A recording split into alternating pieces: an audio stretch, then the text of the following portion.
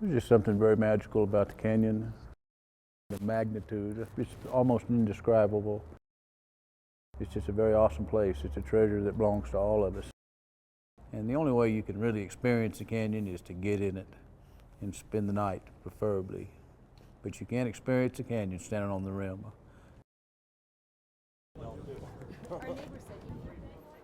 It's a very interesting business. I've been told it's probably as unique a job as it is in the world because there's none like it. We're asked to do the impossible. We're asked to be responsible for 10 people that's never rode anything and take them in one of the most extreme, inaccessible places in the world. We've got the worst terrain in the world. We've got the most potential for accidents, and we have to get them in and out of there safely.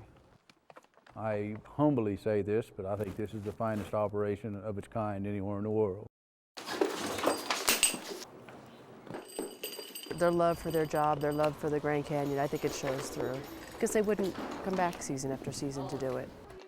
They love their job, and it shows, and that's, I think it's very evident to the people that they take down.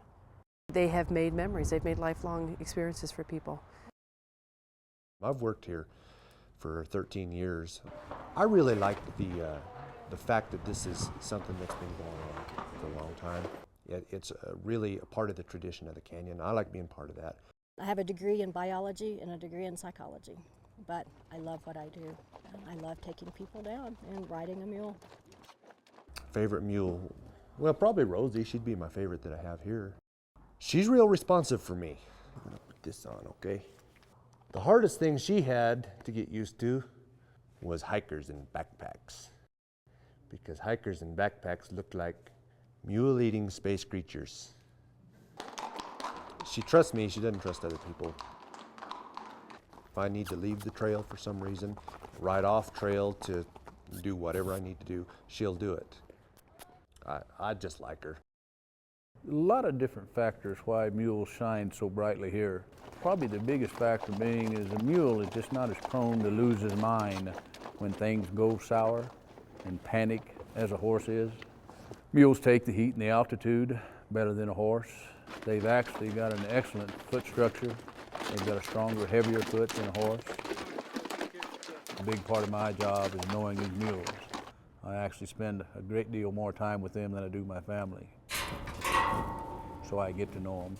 I know their quirks, I know their personality, I know their temperament, I know the things that I like and dislike. This is Lazy Larry, Mordecai and Pistol. This mule here is named Rob Roy, Mr. Ed, and Mercedes. I give a lot of people their first Mercedes. When you've got 150 head of mules, you got to have to know 150 head of personalities and dispositions, because that's how we match them up to our clientele. You've got to get the right match there, and you've got to get the mule that's going to take care of the people, that's not going to ask them to do anything. When I'm picking mules for people, which is a very big part of our job, is the right mix up there. I've got a pretty good idea after spending 35 minutes with them in my orientation why they're going to do this. Little Suzanne. And they tend to bond with people. That's probably the thing that surprises me the most is a lot of these people will bond with these mules, and they form friendships here that last a lifetime. Once you get accustomed to your mule and you have a little faith in your mule, you let us do the driving, and you can concentrate on really seeing the canyon and experiencing it. Well, some of the things that Ron Clayton started doing to these saddles to make them a little bit better for these mules, he put these in-skirt riggings on so you can set that cinch a little further back. Sometimes they get those hay bellies. Causes their cinch to ride forward, so you can put it back a little bit further. We modify them for each mule. I mean, we fit them, we set all the straps to the size of the mules. They sit on the mules so much better that more comfortable, the happier they are. And they all have their names are on them so they don't get confused. I like getting people places that they'll never get any other way, and they would never see unless we helped them to do it. That's probably the kindest, sweetest equestrian animal I've ever been involved with in my life. Ponchos probably haul more little kids and old grandmothers in and out of the Grand Canyon than any other mule in history. And probably my claim to fame here is that I put the first terminally ill child on the bottom of the Grand Canyon. He would have never seen it any other way if I hadn't taken him. And there's don't get me started. When we see these mules making as many memories for the elderly or the impaired or the handicapped or small children, it's very easy to get attached to them. Hopefully we can make memories that people that will last a lifetime. And it's not everybody who gets to make a living making memories. I feel very fortunate to be one of them.